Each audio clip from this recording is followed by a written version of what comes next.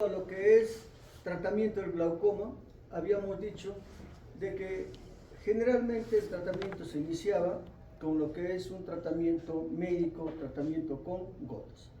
Y hablamos que el tratamiento de elección en los momentos actuales eran los análogos de las prostaglandinas. ¿Ya? ¿Por qué? Porque tiene un mejor poder en cuanto a bajar la presión intraocular. Después vienen los beta bloqueadores, que también tienen muy buen efecto hipotensor ocular, pero que tienen una serie de efectos secundarios. Después también hemos visto drogas que pueden usarse por vía sistémica, pero que se usan generalmente para situaciones de emergencias, cuando hay presión intraocular muy alta, en caso de glaucomas agudos, o con miras a un acto quirúrgico cuando la presión es muy elevada. ¿Ya? Y ahora tenemos la trabeculoplastia láser selectiva, que es otro factor a tener en cuenta para bajar la presión intraocular. En los momentos actuales, más o menos hay consenso en que de pronto esta sería la primera alternativa para el tratamiento del glaucoma. ¿Ya? Hay bastante acuerdo en todos los congresos, se está hablando de que debiera ser así. Tiene muy buen efecto hipotensor, pero el gran problema es de que tiene un tiempo de actuación, ¿no? Hasta los 5 años se dice que hay un buen resultado. En 5 años habría que revalorizar todo el tratamiento para ver si se hace otro retratamiento con esta trabeculoplastia láser selectiva o se agrega algún otro medicamento, ¿ya? Pero entonces, en estos momentos, de pronto, la trabeculoplastia láser selectiva o los medicamentos tópicos por vía, como el latanoprost o los análogos de prostaglandinas, cualquiera de ellos puede ser de primera elección. ¿Ya? Este es un muy buen procedimiento, sobre todo en lo que llaman pacientes vírgenes, pacientes que nunca han tenido tratamiento de glaucoma, pero tiene un inconveniente de que su efectividad se ve alterada cuando se usa corticoides, ya sea en forma tópica, en forma sistémica, y que por ahora todavía es un procedimiento que tiene un tiempo de duración. Bien, otro tipo de tratamiento para el glaucoma son los MIGS, ¿no? Que son cirugías de incisión mínima para el glaucoma. ¿Ya? Tienen una alta aceptación, son muy útiles en lo que es glaucoma leve a glaucoma moderado, dan muy buen resultado y consiste pues en poner un dispositivo que ayude al drenaje del humor acuoso en lo que es cerca a lo que es la zona de la malla trabecular. Se pone este dispositivo, con lo cual se controla bastante bien los glaucomas. Y existen muchos procedimientos de estas cirugías de incisión mínima, de tal forma que todas ellas dan muy buenos resultados. ¿Ya? Pero también tenemos lo que es la trabeclectomía, que esta ya es una cirugía que va a permitir que exista una fístula, digamos, entre lo que es la cámara anterior con la superficie ocular, de tal forma que el humor acuoso pase a través de esta fístula y de esta forma se mantenga la presión intraocular. ¿Cuándo se hace esto? Ya cuando fallen pues las demás alternativas de lo que es tratamiento médico, de lo que es el tratamiento con trabeculoplastia láser selectiva. Este procedimiento es muy bueno, todavía a la fecha es el estándar en cuanto a tratamiento quirúrgico en estos pacientes con glaucoma. ¿Ya?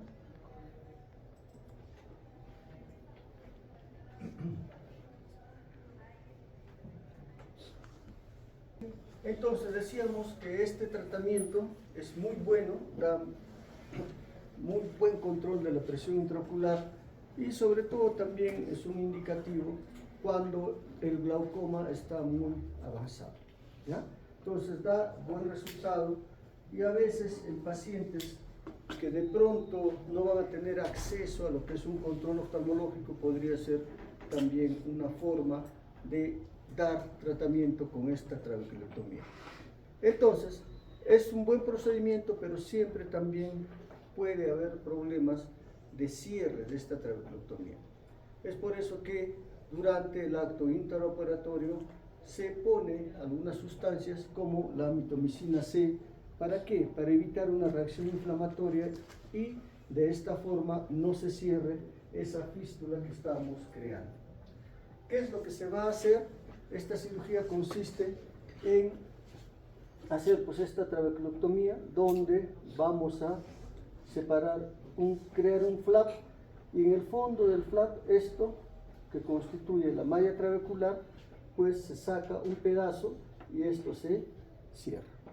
Con esto, de tal forma que es lo que estamos logrando, una fístula, una comunicación entre la cámara anterior con lo que es la superficie ocular. Acá tenemos una imagen de una ampolla filtrante que es en el estado agudo, en el postoperatorio inmediato, que esto va bajando poco a poco con el tiempo. ¿Qué está pasando ahí? Que el humor acuoso pasa a través de este trabéculo hacia la superficie y de ahí va a la circulación general. ¿Ya? Es un muy buen procedimiento, pero que tiene que hacerse cuando los otros procedimientos pues no dan buen resultado. Ahora, el glaucoma es una patología de muy difícil manejo, no todos responden igual. Para eso tenemos también pues lo que son una serie de válvulas. Todos tienen el mismo principio, donde una parte de ella comunica con lo que es la cámara anterior del ojo, y por ahí va a haber el pasaje de lo que es el humor acuoso a la válvula, y ahí va la circulación general. ¿Ya? Entonces son procedimientos que se van adecuando a lo que viene a ser pues cada paciente. Tenemos también ahí diferentes modelos de válvulas con el mismo principio, donde va una parte a la cámara anterior, por donde va a salir el humor acuoso hacia la parte valvular. ¿Ya? También da muy buen resultado. Bien, entonces, el tratamiento de lo que es el glaucoma implica pues que haya un tratamiento médico, un tratamiento con láser, trabeculoplastia láser selectiva, un tratamiento con los MIGS, tratamiento con las válvulas, tratamiento con lo que es trabeculectomía. Incluso se puede hacer ablación de la zona donde se produce el humor acuoso con rayos láser. Hay alternativas, pero aún así el manejo es bien complejo. Todo depende del tipo de paciente, no todos reaccionan igual. Pero cuando ya tenemos a un paciente con glaucoma, hay que también tener otras recomendaciones que cumplir en estos pacientes. Ya saben que el glaucoma es una neuropatía óptica crónica progresiva, donde va a existir una pérdida de células ganglionares, una pérdida de capa de fibras nerviosas. Entonces, en esta prevención también se dice que se debe tener o mantener el índice de masa corporal dentro de lo normal. El hacer ejercicios favorece lo que viene a ser el manejo del glaucoma. Entonces, pues ahora el cambiar estos estilos de vida saludable son muy importantes, por lo tanto la dieta saludable también juega un rol muy importante. Ahora, de pronto ustedes pueden practicar yoga, y en el yoga pues hay determinadas posiciones, entre las cuales está ponerse de cabeza, etc. Cuando hay glaucoma, evitar pararse de cabeza, porque hace que progrese el glaucoma. Hay que evitar lo que son maniobras de Valsalva, que también son factores que ayudan a que la presión intraocular se eleve y por lo tanto no haya buen control. Hay un glaucoma que es el pseudoexfoliativo. En estos pacientes hay que evitar tomar más de 3 tazas de café al día. ¿Por qué? Porque se relaciona con lo que es incremento de la presión intraocular. Entonces, pues, en lo que significa el glaucoma, si bien hay un tratamiento médico, ahora hay que hacer también prevención en base a lo que significa algunas situaciones que están detectadas que pueden hacer de que la progresión del daño siga. ¿Ya? Entonces, bien, ahora bien, todo lo que hemos dicho es sobre el glaucoma primario de ángulo abierto. Pero también existe un glaucoma de tensión normal. ¿Qué implica esto? Que en estos pacientes la presión intraocular es una presión intraocular que está en límites normales. De tal forma que vamos a encontrar a pacientes con cambios característicos en el nervio óptico, pero con presión normal. Lo que hemos visto antes es el glaucoma primario de ángulo abierto, donde la presión intraocular está elevada hasta el 70% de los pacientes.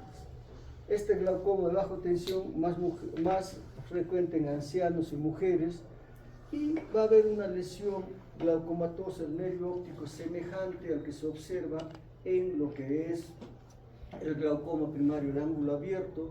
También va a haber una pérdida del campo visual, ¿no? Semejante al glaucoma primario de ángulo abierto. De tal forma que los signos que vamos a encontrar dentro del ojo son semejantes al glaucoma primario de ángulo abierto, pero en estos pacientes existe una mayor incidencia de hemorragias en astilla. Cuando encontramos hemorragias en astilla, nosotros decimos este paciente es portador de una glaucoma a tensión normal. Entonces, todos los demás hallazgos van a ser semejantes a lo que se encuentra en el glaucoma primario de ángulo abierto, pero hay algunas características que lo distinguen. ¿Qué características? Es de que estos pacientes van a tener un espasmo vascular periférico frente al frío, lo que se llama el fenómeno de Raynaud. Las migrañas pueden ser mucho más frecuentes, puede haber una hipotensión sistémica nocturna, ¿no? Entonces, como que en esta patología hay problemas vasculares más de tipo vasoespástico que van a condicionar pues este glaucoma de tensión normal.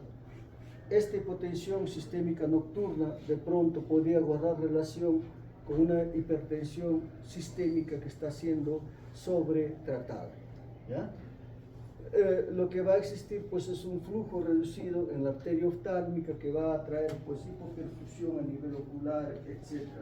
Entonces, en estos pacientes, ¿qué nos diferencia del glaucoma primario de ángulo abierto? El hecho de que hay fenómenos vasculares como que guardan relación con la aparición de este tipo de glaucoma. Entonces, el tratamiento es muy semejante también al cuadro anterior, donde se va a fijar una presión diana, una presión objetivo, que generalmente es bajar la presión un 30%. Se puede hacer los demás procedimientos también, trabeculotomía, bloqueantes sistémicos, etc. ¿Ya? Entonces el tratamiento va a ser el mismo que se hace en el glaucoma primario de ángulo abierto. Vean, entonces en los dos tipos de glaucomas, ¿cuál es el tratamiento que se da? Hipotensores oculares. En este paciente que tiene glaucoma con presión normal, ¿qué es lo que se hace? También se baja la presión. Puede haber un paciente con 15, 16 de presión intraocular que está con glaucoma, entonces eso hay que bajar todavía más, 30% de eso, ¿cuánto significaría? Que esté de pronto en 13, en 12 milímetros de mercurio. ¿Eso por qué? Porque hasta el momento la presión intraocular es el único factor que podemos controlar en esta patología. Todo lo demás todavía no lo controlamos, ¿ya? Para terminar esta parte del glaucoma, tenemos también pues el glaucoma congénito, que suele ocurrir en los 3 primeros años de vida, 80% de ellos en el primer año y 75% se presenta en forma bilateral. ¿Qué es lo que va a caracterizar a estos pacientes que van a tener un ojo grande? ¿Por qué tienen un ojo grande? Porque existe una presión intraocular que está elevada y al ser el ojo todavía una estructura que tiene elementos de colágeno inmaduro, va a permitir que el ojo esté en crecimiento. Es por eso que vamos a tener un ojo mucho más grande que se va a traducir por lo que es anomalías en el diámetro corneal. Vamos a tener pacientes con una córnea mucho más grande, lo que se llama una megalocornea. Entonces, cuando sospechamos que un paciente puede tener un glaucoma congénito, ¿qué es lo que tenemos que hacer? Pues evidenciar si hay daño a consecuencia de la presión intraocular que tiene el paciente elevada. Entonces, haremos todo esto bajo sedación y ver cuánto está de presión intraocular. Se dice que más de 20 milímetros de mercurio es sospechoso de este glaucoma. Encontraremos qué cambios existen dentro de lo que es el nervio óptico. Al igual, buscaremos excavación, buscaremos muesca, buscaremos asimetría en los dos ojos en cuanto a excavación. Se dice que la asimetría es un encuentro que nos indicaría glaucoma congénito. Y en estos pacientes aprovechar a hacer la medida de la vista. ¿Por qué? Porque generalmente son pacientes que van a arrojar que son miopes. ¿Por qué razón? Porque el ojo está más grande y cuando el ojo está mucho más grande, el diámetro antero-posterior agrandado genera pues miopía. ¿Ya? Muy bien, entonces, aparte de lo que significa un ojo grande, una megalocornea, ¿no? ¿Qué elementos hay que tener en cuenta que nos pueden sugerir que el paciente pueda tener glaucoma congénito? Dentro del objetivable, pues tenemos córneas largas, una megalocornea, más de 12 milímetros de longitud, milímetros esa, de longitud. Aparte de eso, puede haber edema corneal, puede haber presencia de fotofobia, puede haber lagrimeo. Estas situaciones en pacientes menores de 1 año nos debe o nos puede sugerir que el paciente pueda tener un glaucoma congénito. Entonces los pacientes como síntomas podrán tener irritabilidad, fotofobia, epífora, pobre visión. Y cuando buscamos signos oftalmológicos, ¿qué vamos a tener? Probablemente una presión intraocular elevada, habrá buftalmus, un ojo grande, las estrías de Hub, que lo vamos a ver, habrá edema corneal y daño del nervio óptico, característico de lo que es un glaucoma.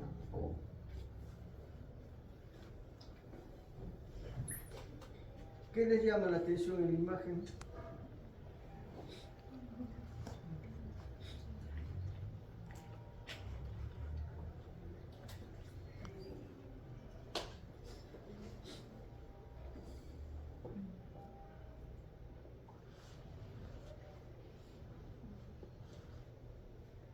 Solo describan lo que ven.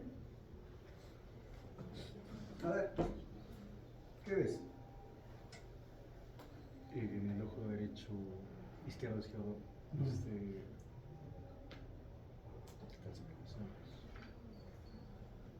Ya. ¿Qué ves en el ojo izquierdo? El ojo izquierdo se ve como más opaco. Se ve hasta un poco azul. Mira. ¿Algo más? Está lagrimeando. Ya. Lagrimeo. ¿Qué más? Se ve la zona de la zona palpebral roja, eritematosa. Mira. ¿Impresiona que puede ser una córnea grande o no? Sí, sí. Podría decirse. ¿no? Podría decirse. Pero dos circunstancias que deben llamar la atención es pues que hay edema corneal. O sea, no hay patología que te diga que la córnea esté opaca y eso esté porque la córnea está inmadura y cosas así, ¿no? Eso llama la atención. Y el lagrimeo, la epífora. Descartando que esto no sea una obstrucción congénita vía lagrimal, pues eso apunta a lo que vendría a ser un glaucoma congénito. ¿Qué ven ahí?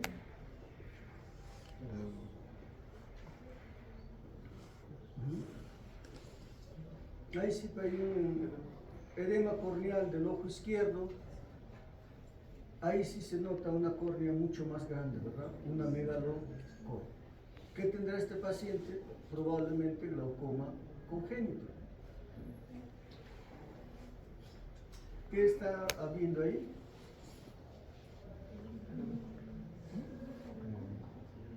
También un edema corneal. Toda la córnea edematizada, etc. Y ahí son lo que se llaman las estrías de Hub, que es una ruptura de la capa de la córnea, ¿no? Que va a formar este tipo de lesiones, estas estrías de Hub. Entonces, ¿qué pasa por estas estrías? Pues la córnea está dañada, está rota ahí, y el agua comienza a entrar y se edematiza. Y es por eso que en el glaucoma congénito se aprecia edema corneal, opacidad corneal. ¿Ya? Esto se ve con la lámpara hendidura, pero es algo que aparece por efecto de la presión que ejerce la presión intraocular elevada sobre lo que viene a ser la córnea en este caso. ¿Qué hacer ante este paciente? Pues tratarlo. Y el tratamiento implica una operación, es algo quirúrgico. El tratamiento médico no da buen resultado en pacientes con glaucoma congénito. Y hay que tener pues un diagnóstico temprano, porque de pronto a la edad preescolar ya pueden estar ciegos o con una pérdida muy avanzada de la visión. ¿Ya? Entonces, el glaucoma congénito hay que tratarlo y el tratamiento es con cirugía. ¿Ya? Un tratamiento médico no ayuda nada.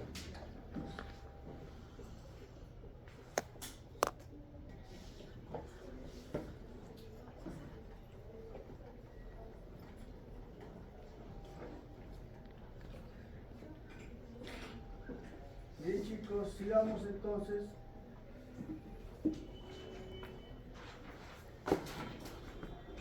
Veamos entonces ahora lo que es la patología del vitrio y retina. ¿Ya? Entonces, pues, veamos primero lo que es la estructura del vitrio, que va a estar localizada en toda la cavidad vítrea, que ocupa prácticamente las 2/3 partes de todo lo que es el globo. Es importante que tengan en cuenta que este tejido vítreo es un tejido muy peculiar. Ahí estamos viendo parte del tejido vítreo, que es un tejido que tiene propiedades viscoelásticas. Entonces el vitrio va a estar presente en todo lo que es la parte posterior del globo ocular y es un tejido transparente y gelatinoso con propiedades viscoelásticas, que va a contener una matriz colágena que está formada por iodohidrato sódico y fibrillas junto a escasas células que son los hialocitos. Entonces, este vitrio, como todas las estructuras que hemos estado viendo del globo ocular, es una estructura totalmente transparente, ¿ya? Además, que el vitrio va a tener propiedades elásticas, propiedades de viscosidad y algún grado de rigidez en alguna parte de ella. Y el vitrio va cambiando a lo largo de toda la vida. Va a cambiar desde lo que es el vitrio de un niño hasta el vitrio de un adulto. ¿Qué funciones va a tener? es un medio transparente de relleno y amortiguador de choques. ¿Ya? Va a dar soporte a la retina y la coroides. Además, ayuda a mantener la presión intraocular. Pero el elemento que es más importante en la mantención de la presión intraocular, ¿cuál será? ¿Cuál?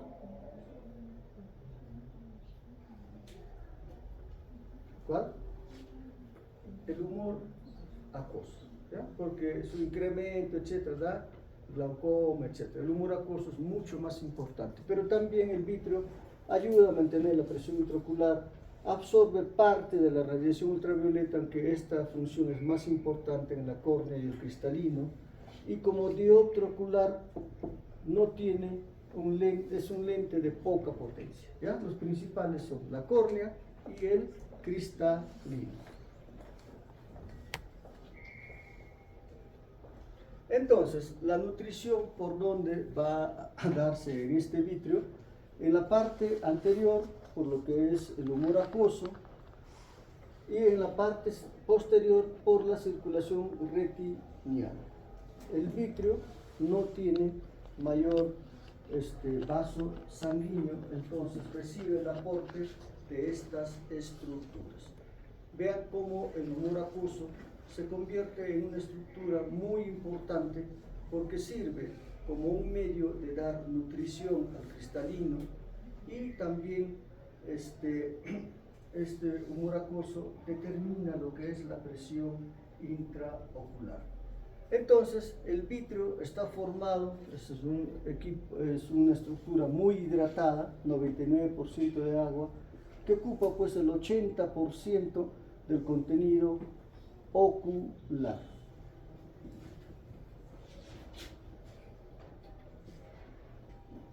Tiene una forma tridimensional que está formada pues por fibras de colágeno, por ácido hialurónico, por filamentos que fijan al hialuronato, de tal forma que va a tener una estructura que permite la transmisión de la luz que viene del infinito. Entonces, a lo largo de los años, el vitrio va sufriendo una serie de cambios. De tal forma que ya en la edad adulta, ¿qué es lo que va a existir? Va a existir, en primer lugar, una serie de estratificaciones que se van dando, pero posteriormente esto va a dar lugar a que exista una degeneración a nivel del vitrio que va a condicionar a que existan una serie de lagunas, ¿no? Que es tejido que está despolimerizado, que tiende a coalescer, y esta coalescencia hace de que se pierda esa función de sostén de lo que es la coroides, de lo que es la retina. ¿Por qué? Porque aquello que estaba junto a la retina, por esta situación, va a caer y se produce lo que es el desprendimiento posterior del vitrio.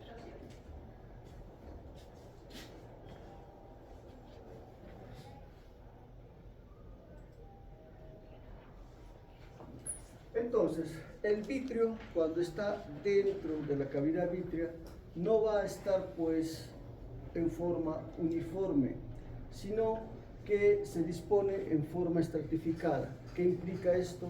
Que en la parte periférica tiene una consistencia que es mucho más dura y en la parte central tiene una consistencia que es mucho más fluida.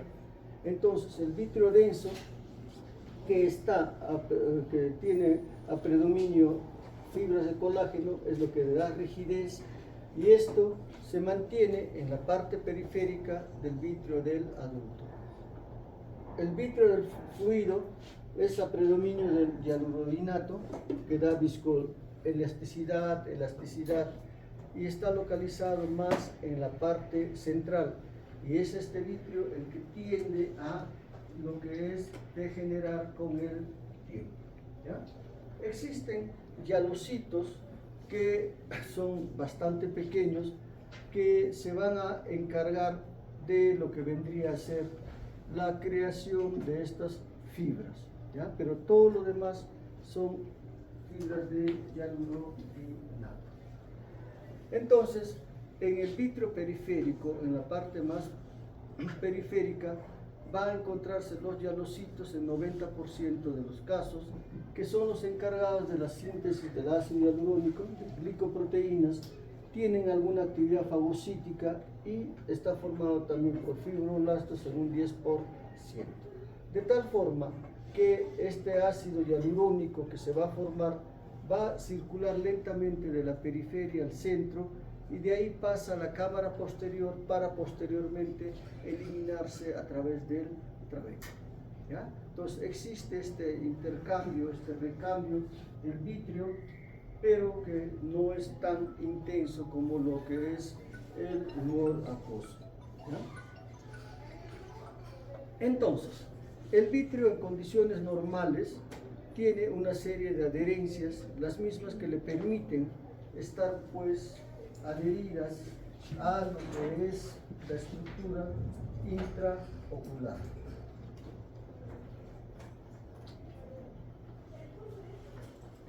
Tener una serie de adherencias, las mismas que van a ser mucho más sólidas en lo que se llama la base del vitrio, que es donde hay la mayor adherencia, pero también puede estar adherido a lo que es el cristalino, puede estar adherido al nervio óptico, al área macular, a los vasos sanguíneos. ¿Ya? Entonces, la principal adherencia es a nivel de lo que es la base del vitrio, de tal forma que esta base del vitrio le va a dar un sostén que va a mantener al vitrio en esa posición. ¿Ya? El vitrio es una estructura totalmente transparente, donde no hay mayor patogenicidad. Cualquier alteración dentro de ella ya implica patología, como puede verse en este caso de que hay una hemorragia vitrea. Pero en todo caso, lo que es el vitrio, puede haber flotantes vitrios que vamos a ver más adelante, que el vitrio es una estructura muy inestable, ¿ya? Muy inestable, que va a reaccionar a diferentes tipos de noxas, como puede ser traumatismos, infecciones, inflamaciones, que va a producir un deterioro de lo que es el vitrio ante la menor agresión. Y el deterioro que vaya a ocurrir a nivel del vitrio, pues pone en riesgo a su vecina, que es la retina. Entonces, ¿qué cosas podemos encontrar en el vitrio? Podemos encontrar degeneraciones, que va a hacer que exista un fallo en su papel de sostén retiniano. ¿Ya? Puede haber opacidades, que va a producir interferencia con el paso de luz hacia la retina. Puede haber infección, donde ya se pone en riesgo, en peligro todo el ojo, porque una infección intraocular, la endoftalmitis, es una patología bastante grave, o puede haber fibrosis por tracciones de la retina. La inestabilidad de lo que es el humor vítreo implica que frente a cualquier noxa, la tendencia es a que exista la formación de fibras, de bandas de tracción. Y estas bandas de tracción, ¿qué puede implicar? Puede implicar a que exista un desprendimiento de retina de tipo traccional.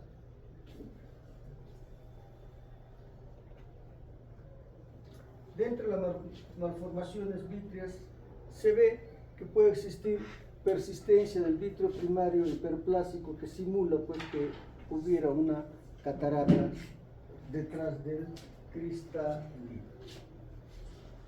Bien, entonces veamos lo que son las degeneraciones vítreas. Como patología del vitrio, las degeneraciones vítreas pueden presentarse como degeneración lacunar, desprendimiento del vitrio y degeneración en empalizada. ¿Ya? Cuando hablamos de degeneración lacunar, hablamos de lo que se llama una sinéresis o una degeneración lacunar, que va a implicar ¿qué cosa? De que va a existir una despolimerización del ácido hialurónico de tal forma que se va rompiendo la estructura tridimensional y separándose la parte sólida de la líquida, lo que se llama una sinéresis del vitrio. Y esto va a dar por resultado que la formación de estas lagunas que habíamos estado ya conversando. Esto se presenta en forma normal, por lo tanto lo podemos encontrar en personas seniles, lo podemos encontrar en pacientes que tengan una miopía patológica, que es una miopía progresiva mayor de 6 dioptrías. En ellos también existe esta degeneración lacunar o cuando existe algún tipo de inflamación.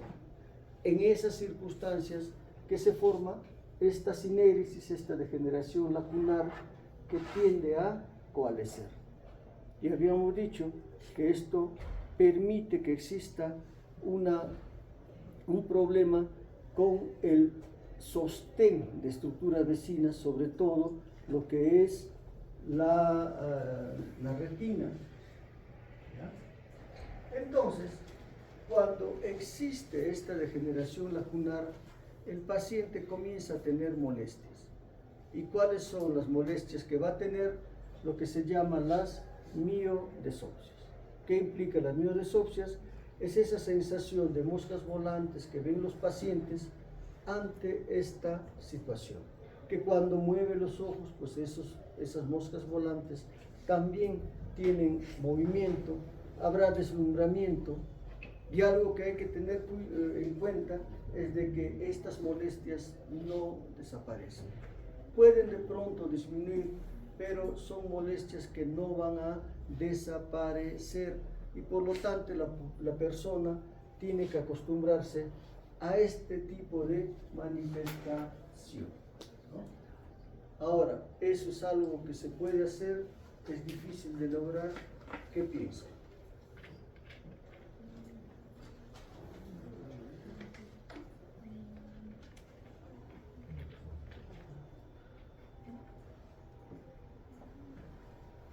A ver, ¿qué piensas? ¿Es fácil, difícil? Tú, la que tienes la web. Yo creo que es complicado. ¿Por qué? O sea, está bien constantemente, pero al mover los ojos sentir que también se mueven debe ser incómodo. Entonces, acostumbrarse a algo así. ¿Cómo te desacostumbras a algo así?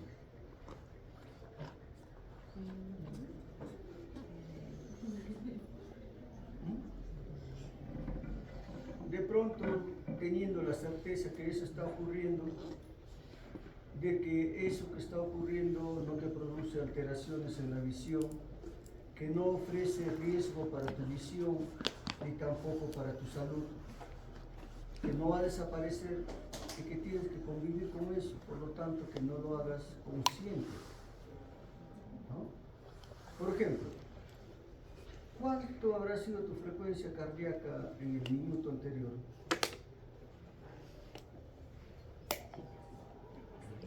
Más o menos. ¿Y cuánto tu frecuencia respiratoria? 14. Imagínate si fueses consciente de eso. Nos volvemos locos toditos. ¿Ya? Eso, tú sabes que estás respirando, tú sabes que tu corazón está latiendo, pero hasta ahí. ¿No? Entonces, con lo otro, sí, sabes que va a cruzarse algo, que ya pues lo ignoras. Porque si vas a estar pendiente de eso, ahí sí te vas a complicar la vida. Entonces, si vas a estar pendiente de eso, ya también pues, estate pendiente si no te viene por ahí un extracivista de tantas cosas. Pero eso es lo que se le dice al paciente. Pero una cosa, a ver, sigamos. Viene el desprendimiento posterior del vidrio. que viene a ser la separación parcial e irreversible de la unión del vitrio con la retina, que está ahí unida. Entonces se separa además el vitrio denso del vitrio fluido por acción de la gravedad. ¿Qué es lo que pasa? Que esta sinéresis lacunar, ¿no?, que hemos estado viendo, al coalescer se pierde pues la fuerza del vitrio, la estructura del vitrio, y lo que seguía de soporte, ¿qué es lo que pasa? Se cae. Y en ese proceso que se cae, ¿qué es lo que va a haber? Pues puede haber daño en la retina. ¿Ya?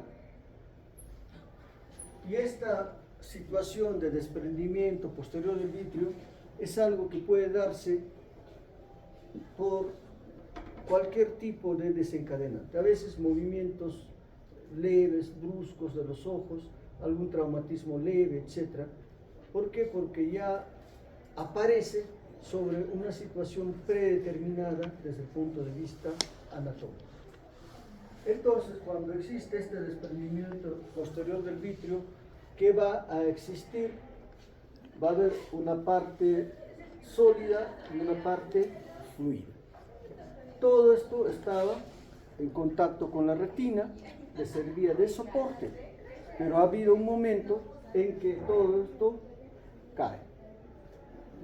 Y habíamos dicho de que tiene el vitrio tiene adherencias fuertes con la base del vitrio, tiene adherencias además con vasos sanguíneos, tiene adherencias con el nervio óptico, área macular y otras partes de la retina.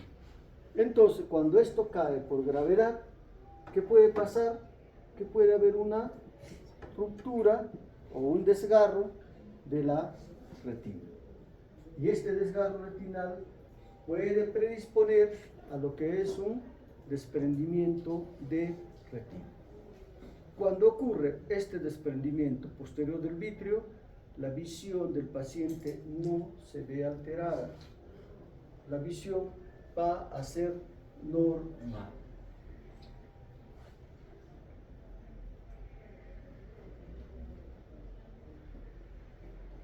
Es la misma imagen que la anterior, pero este desprendimiento posterior del vitrio, por ejemplo, acá hay cierta adherencia. ¿Por qué? Porque está mucho más adherida. Entonces, esa adherencia, como esto está flotando, ¿qué va a producir? Que va traccionando la retina. Y esa tracción de la retina, ¿qué va a producir? Produce luces, lo que llaman fotopsis. ¿Ya? Entonces, en un desprendimiento posterior del vitrio, ¿qué molestias habrá?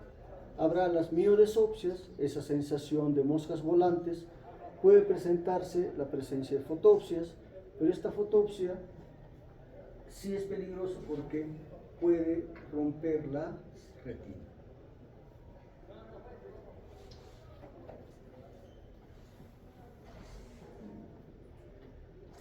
Muy bien, entonces tenemos en condiciones normales al vitrio que está soportando a toda la retina. Cuando existe un desprendimiento posterior del vitrio, ¿qué es lo que va a ocurrir? Una separación del vitrio de la retina, ¿no? Y esto va a dar la sensación pues de cuerpos flotantes. Pero en el proceso puede producirse un desgarro retinal. Y a través de este desgarro retinal, el vitrio fluido va a pasar.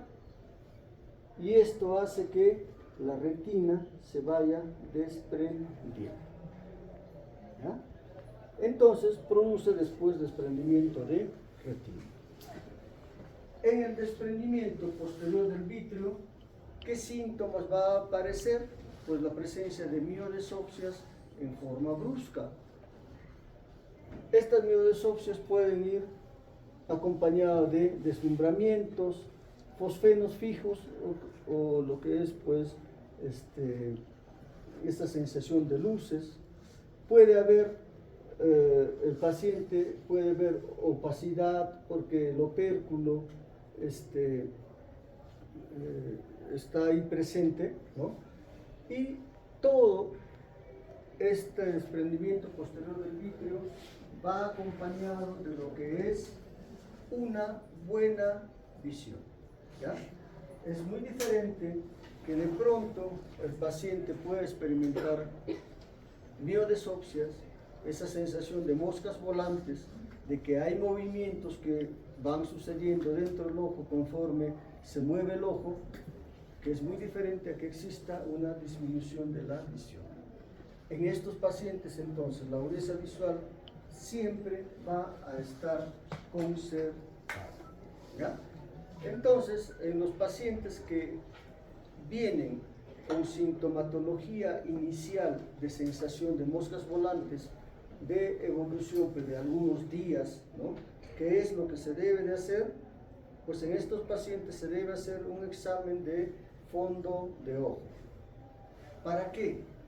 Para ver si se ha producido un desgarro retinal o no. En el 90% de los casos no existe desgarro retinal, pero cuando un paciente tiene miodesopsias, en 10% de ellos puede haber desgarro retinal. Y si hay desgarro retinal, ¿qué hacemos? Tratamos ese desgarro. ¿Y cómo se trata el desgarro? A través de lo que es la fotocoagulación alrededor del desgarro o poner crioterapia. Con esto se cierra la herida y ya no pasa el humor acuoso vítreo líquido para desprender la retina, ¿ya? Entonces, en estos pacientes pues hay que examinar si esto es reciente. Pero si viene con historia de 8 meses de sensación de moscas volantes, ¿encontraremos un desgarro retinal? ¿Podría ser? No. ¿Por qué razón?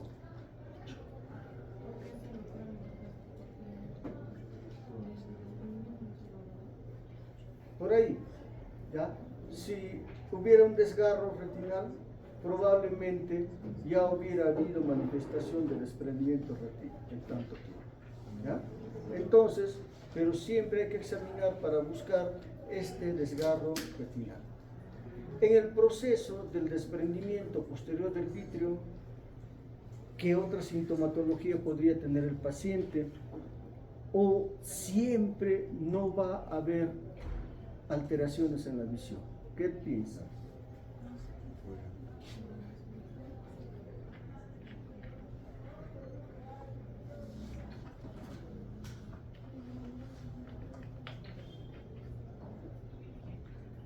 Porque hemos dicho que cursa con buena visión, pero siempre será así.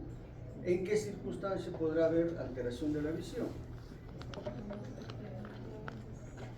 ¿La qué?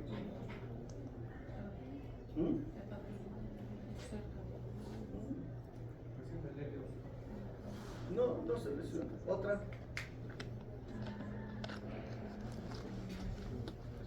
¿Qué está ocurriendo ahí? Puede en la caída estar adherida a un vaso sanguíneo y rompe ese vaso sanguíneo. Y si hay ruptura, ¿qué va a hacer el paciente? Dependiendo de la magnitud de la ruptura, el vaso sanguíneo, el calibre, etc., pues va a haber una hemorragia en el vítreo. Y si hay una hemorragia en el vítreo, sí puede alterarse la visión.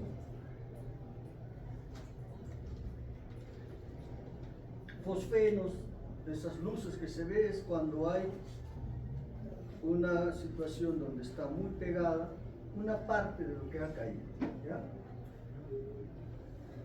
Bien, degeneración vitreoretiniana.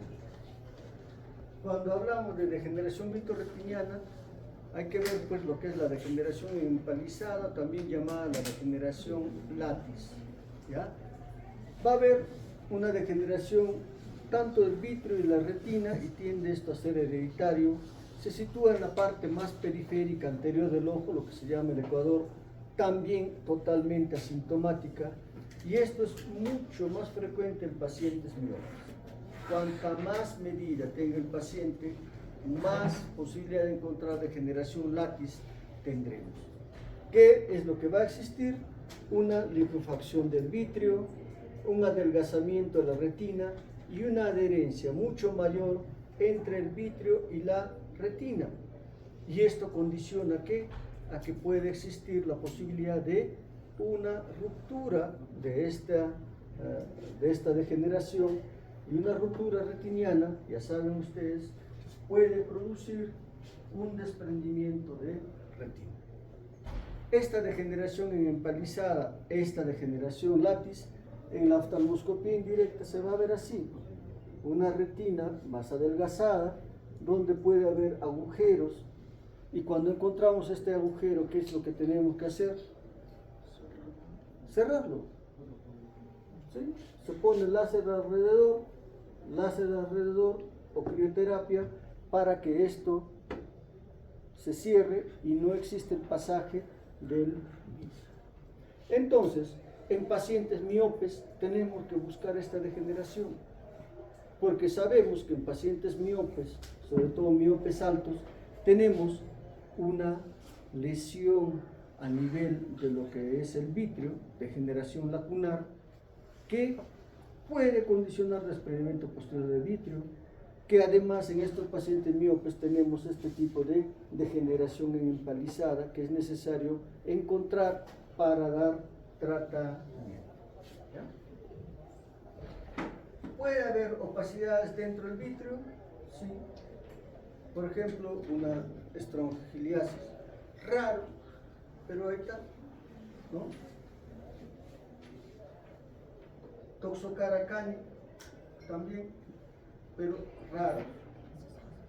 Puede haber hemorragias vítreas, ya sea porque sea secundario a lo que es un proceso de desprendimiento posterior de vitrio, o porque en el vitrio puede haber también estas hemorragias producto de lo que es complicaciones de una retinopatía diabética proliferativa, donde la complicación de vasos sanguíneos anómalos, los neovasos, que tienden a sangrar, son fácilmente sangrables, pues al sangrar van a producir hemorragia vitrea. Entonces, este hemovitrio, ¿de dónde viene? De vasos retinianos, vasos ciliares y de neovasos. Y cuando sucede, ¿qué es lo que debemos de hacer? ¿No? Bueno, el hemovitrio puede ser por desprendimiento posterior del vitrio, desgarros retinales, traumatismos, retinopatía diabética, desgracia sanguínea, etc. Pero la más frecuente son por retinopatía diabética y desprendimiento posterior del vitrio, y también los traumas. Entonces, cuando hay una hemorragia vítrea, lo que generalmente se hace es esperar a que exista una reabsorción. Esta reabsorción toma su tiempo, hay una degradación, una hemosiderosis de esta hemorragia que va a ir pues absorbiéndose poco a poco. Pero para nosotros observar una lesión hay que ver cuál es la probable etiología, ¿ya?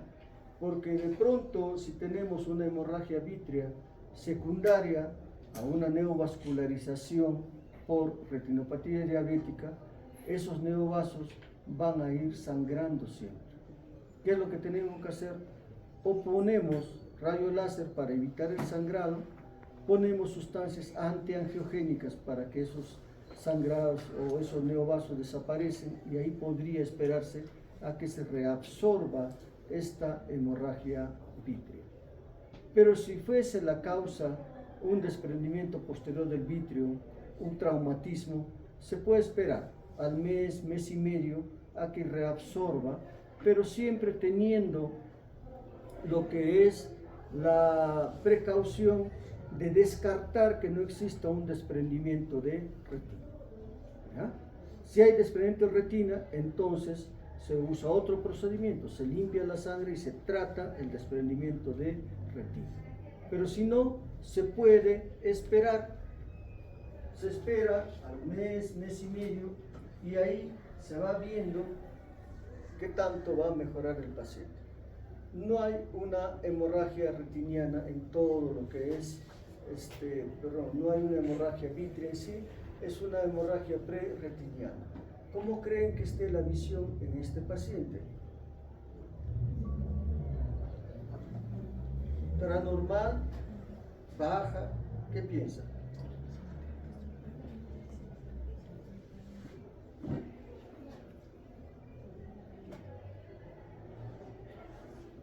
En ese caso,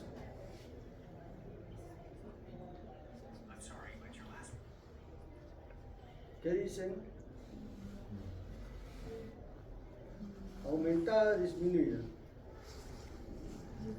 ¿Por qué razón?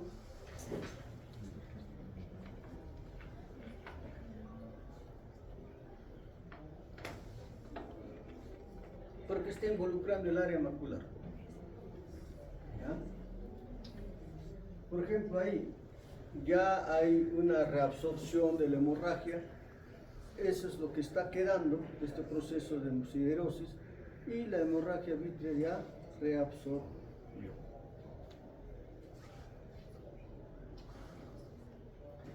Como les decía, generalmente lo que hacemos es esperar a que exista esta reabsorción. Pero dependiendo del origen de esta hemorragia, siempre tomamos la precaución de que la retina no esté desprendida, y si es de origen de una retinopatía diabética proliferativa, pues hay que ver que esos neovasos tengan que ser tratados, ¿ya? Entonces, se espera a que se reabsorba, pero si no, se hace una vitrectomía. ¿Qué es una vitrectomía? Pues es limpiar todo aquello que está en el vítreo a través del vitreófono. ¿Ya? Es también un procedimiento que se puede realizar. Puede haber opacidades degenerativas en el vítreo, sí, dentro de lo cuales tenemos la hialosis asteroidea, que es una degeneración que se va presentando con los años, una degeneración senil, tiende a ser unilateral. Son pues una serie de opacidades que están suspendidas en el vítreo denso, o sea, más periféricas, son poco movibles y son jabones cálcicos, ¿ya? Esta patología no interfiere con la visión. Puede, entre estas opacidades degenerativas, existir lo que es la cintisis centellante, ¿ya? Que son cristales de colesterol que el paciente va a referir que algo se mueve. Tampoco interviene con lo que es la agudeza visual. Vean, esto es lo que refiere el paciente. Esto sí es un poco más móvil, ¿no? Y han visto estas cúpulas, ¿no? Que cuando lo mueven se hace todo igualito. Esta cintisis centellante, ¿ya? Igualito lo ve el paciente, no interfiere con la visión, dependiendo de pronto que haya mucho en la parte central, quizás algo disminuye la visión, pero en líneas generales el paciente va a ver esta figura que va cambiando con los movimientos oculares, pero que tampoco desaparece. Dentro de lo que viene a ser los problemas a nivel del área del vítreo, tenemos pues las membranas vítreas. Habíamos dicho que el vítreo es una estructura bastante inestable, y esta inestabilidad proviene de diferente etiología, ya sea que exista traumatismo tanto accidental como quirúrgico, procesos inflamatorios, hemorragias, etcétera, que pueden condicionar la aparición de membranas vítreas. Y estas membranas vítreas, ¿qué es lo que pueden hacer? Pueden hacer que haya un desprendimiento de retina de tipo traccional.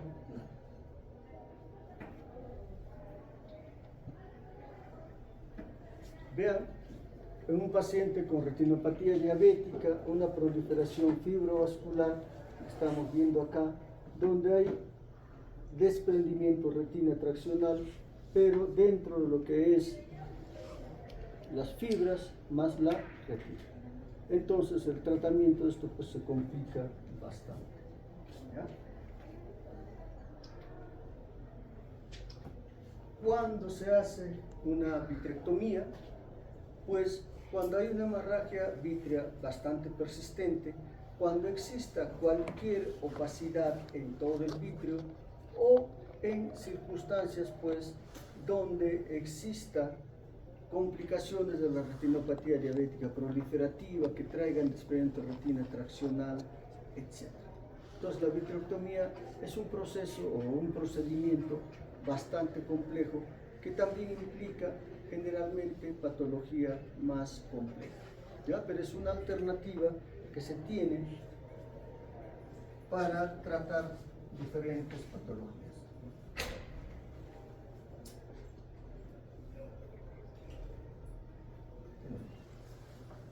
Muy bien, veamos entonces ahora la siguiente patología, que es el desprendimiento de retina. ¿Ya? Entonces,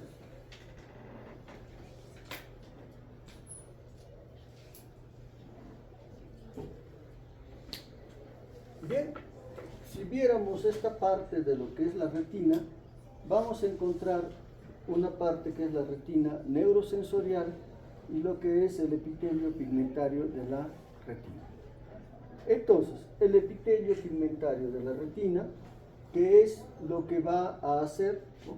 El epitelio pigmentario de la retina, prácticamente es el sistema metabólico de lo que vienen a ser los fotorreceptores, ¿ya?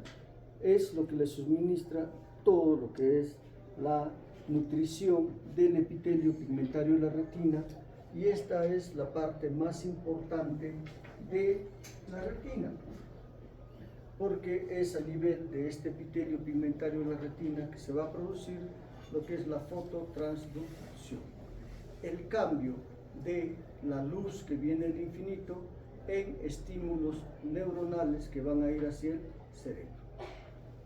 Bien, cuando existe un desprendimiento de retina, ¿qué es lo que va a ocurrir? Una separación de la retina neurosensorial del epitelio pigmentario de la retina.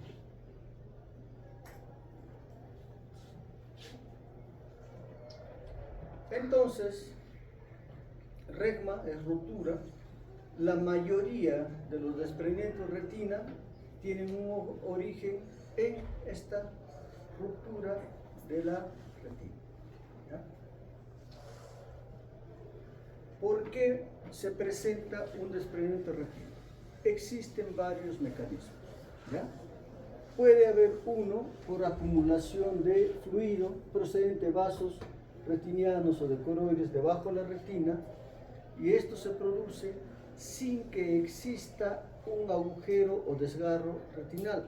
Por lo tanto, son desprendimientos de retina no regmatógenos. ¿Qué patologías pueden condicionar la aparición de este desprendimiento de retina no regmatógeno? Pues patologías inflamatorias, patologías como lo que es hipertensión arterial, crisis hipertensivas,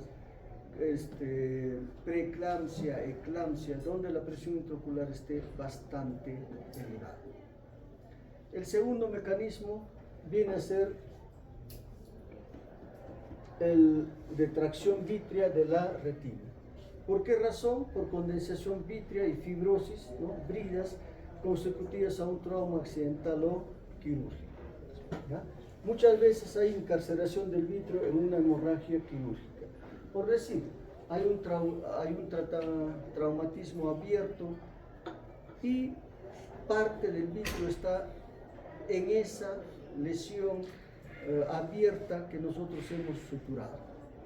Desde ahí, el vítreo, por sus propiedades viscoelásticas, va traccionando la retina. Y en esas circunstancias puede producirse un desprendimiento de retina de tipo traccional. La patología que más frecuentemente produce este tipo de desprendimiento de retina es las complicaciones de una retinopatía diabética proliferativa.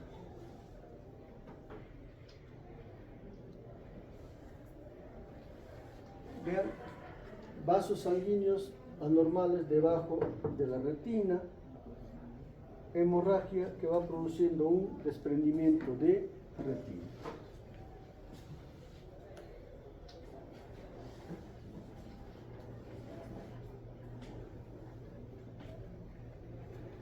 ¿Se distingue esta zona?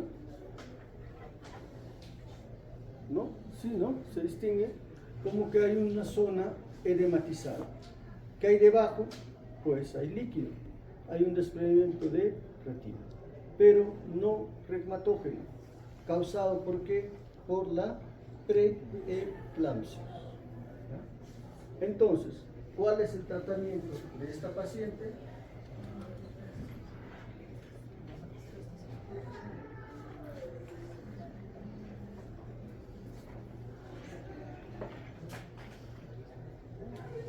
¿Qué haría el oftalmólogo? ¿Cuál?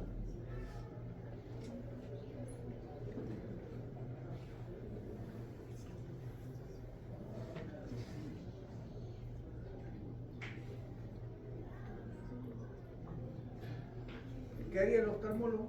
¿Lo opera? Baja la presión. Sí, pero que lo baje el ginecólogo, ¿verdad? ¿Para qué nos metemos en ello? Que lo maneje la preeclampsia, el ginecólogo. Nosotros vemos, decimos, tiene esto, pero tiene el manejo, tiene que ser del ginecólogo. Pero en crisis hipertensivas, preeclampsia, etc., recuerden que puede haber un desprendimiento de la retina, ¿ya? Pero que es de tipo más inflamatorio, que tiene que ver la patología que está desencadenando el que tenga que tratar, ¿ya? Hay una corioretinopatía serosa central también de la eclampsia, donde hay un edema que está involucrando al área macular, ¿no? Un desprendimiento de retina un poco más amplio. Vean cómo se vería histológicamente un desprendimiento seroso de la retina. Puede haber desprendimiento de retina por una masa tumoral, no es regmatógeno, etc. Hay ese desprendimiento de retina causada por lo que es un sólido. Vean, cuando existe un problema, digamos, de heridas en operaciones de catarata complicada, etc., si hay una encarceración de lo que es el vítreo, ¿no?, en una estructura, todo esto va haciendo que la retina sea traccionada desde acá, con las propiedades contráctiles que adquiere el humor vítreo. Y en ese afán, ¿qué es lo que se puede producir? Un desprendimiento de retina, pero de tipo traccional. Por eso, cuando hay pacientes que tienen heridas abiertas, etc., hay que asegurarse de que no existe esta encarceración. Cuando hay complicaciones de cirugía de catarata, hay que ver que el vítreo también no esté en la parte delantera, que pueda traccionar la retina.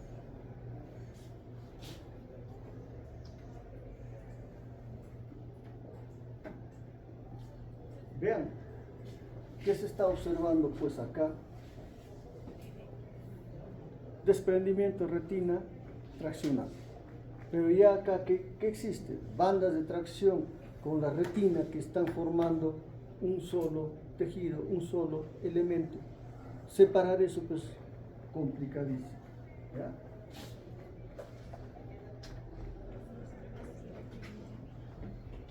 Muy bien. Entonces, la mayoría de los desprendimientos de retina ocurren por ruptura o desgarro de la retina. Y entonces, pues, tenemos diferentes tipos de desgarros, ¿no? Desgarro en U, degeneración en empalizada o látiz que habíamos visto, puede haber desinserción algo más amplia, agujeros retinales, etc. En todos ellos, ¿qué es lo que se debe hacer?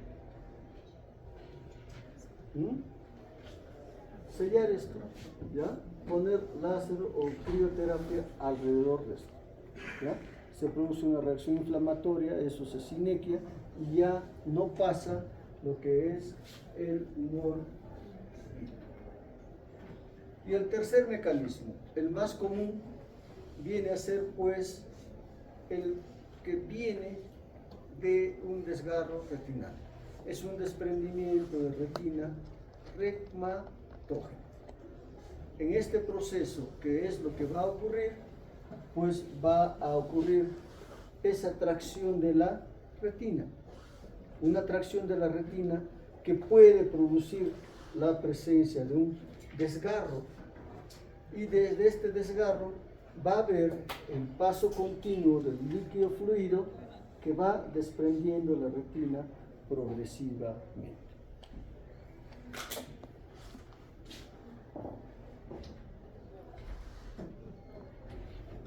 Vean que se está viendo desgarro retinal. ¿Qué podrá producirse desde este desgarro?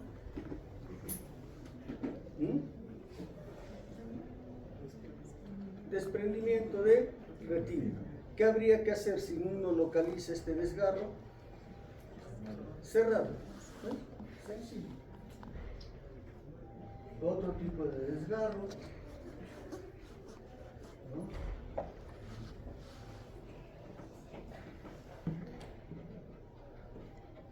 Entonces, lo que va a ocurrir en un desprendimiento de retina regmatógeno es que haya primero la presencia del desgarro. Va a haber fuerzas traccionales del vitrio sobre el desgarro retiniano, va a haber un vitrio fluido que va a cruzar por ese desgarro retiniano y produce un desprendimiento de retina.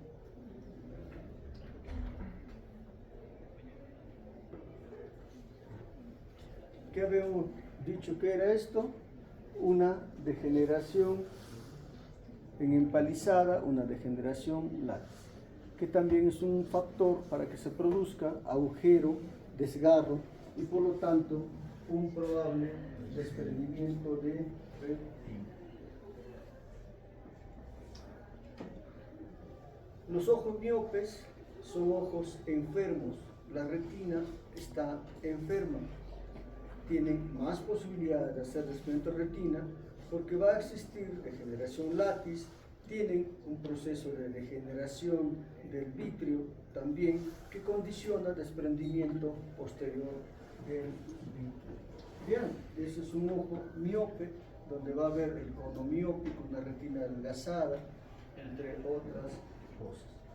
¿Ya?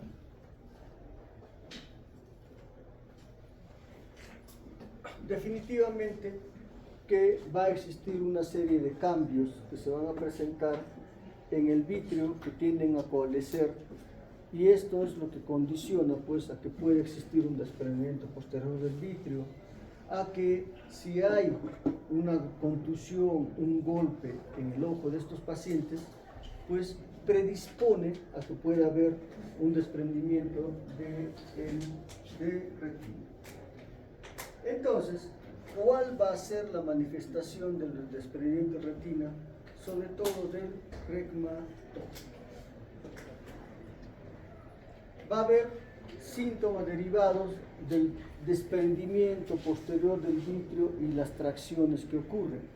¿Cuáles son los síntomas? Las miodesopsias, súbitas y unilaterales. Si hay una mayor tracción, va a haber fosfenos fijos o esa presencia de luces. ¿No? Entonces, esta sintomatología también se presenta en el desprendimiento posterior del vitrio, que es lo que ya orienta hacia la posibilidad que el paciente tenga un desprendimiento de retina, la presencia de pérdidas sectoriales del campo visual. El paciente en alguna parte del campo visual pues va a comenzar a ver lesiones tipo cortina, telón, mechón de pelo, etc.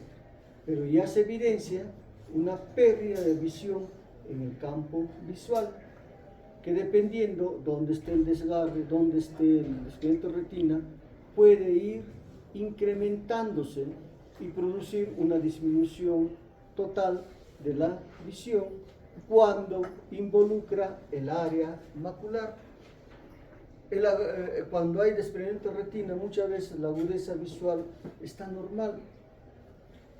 Puede haber alteración en parte del campo visual, pero la agudeza visual se deteriora cuando se afecta la mácula, el desprendimiento de retina afecta la mácula, o cuando hay hemorragia vitrea.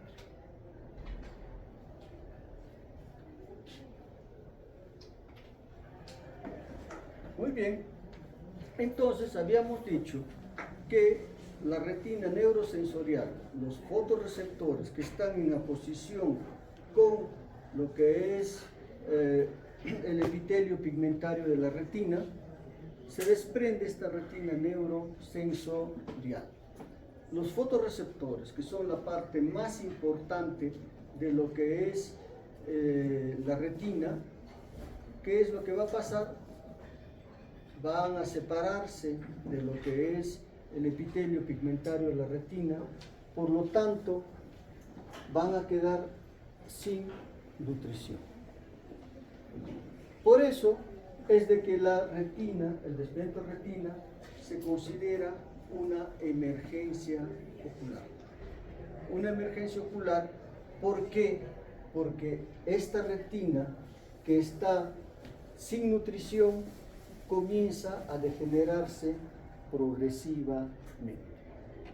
A mayor tiempo, mayor degeneración. Entonces, va a llegar un momento en que esa retina está tan degenerada que puede lograrse que la retina esté en su sitio, pero la parte funcional no va a verse solucionada. ¿Ya? Entonces, se considera esto una emergencia. ¿Por qué? Porque la retina va degenerándose progresivamente. La parte de la retina, sobre todo, que contiene los conos y bastones, que son las partes más importantes de la retina, las que se quedan sin nutrición, porque la parte posterior o más interna de la retina sí recibe nutrición de la retina interna. ¿Ya? Entonces, la emergencia de esto va a consistir en qué? En que la retina se va degenerando. Se dice que debe operarse en promedio dentro de los 15 primeros días. Si es antes, mejor. Pero después de eso, cuanto más tiempo pase, la posibilidad de que un éxito quirúrgico desde el punto de vista anatómico se traduzca en función va a disminuir progresivamente. Cuanto más tiempo, menos posibilidad de lograr una buena retina funcional. Al ser la causa un desgarro retinal, ¿no? Entonces en estos pacientes tiene que examinarse toda la retina en busca de estos desgarros.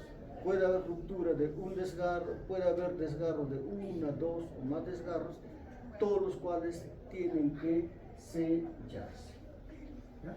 Falta muy poquito, seguiremos porque ya creo que es la hora. Sí, ya no pasa nada. ¿Listo, chicos?